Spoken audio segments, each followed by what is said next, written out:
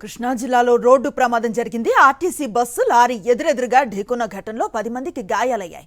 బాపులపాడు మండలం కనుమోలు వద్ద ఈ ప్రమాదం చోటు చేసుకుంది.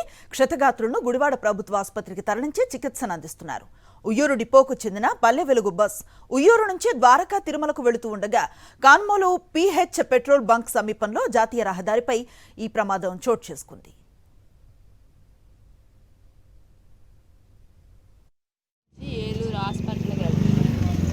ఏం జరిగింది తెలియదు, అంతా చీకటిగా ఉంది. అవి ఒకసారిగా మాత వచ్చేసరికి అప్పుడే కళ్ళు మూసాను. నేను సౌండ్ వచ్చిందని నేనేమో ఎదురుకు పడిపోయాను. సిలిండర్ కూడా ఎదురుకి అక్కడికి పడిపోయాడు. ఆయనకి పళ్ళు సెట్ అంతా కత్తిపోయింది. ఆయన ఏమో అక్కడ ఇరుక్కుపోయాడు డ్రైవర్. చాలామంది మహా అయితే ఒక ముగ్గురికి తప్ప అందరికీ తగ్గింది. చిన్న పిల్లల కాళ్ళకి తగిలేదు. పిల్లల కాటికి చేతికి అందరికీ ఇలా మోకాళ్ళు గుద్దుకుని తల తగిలి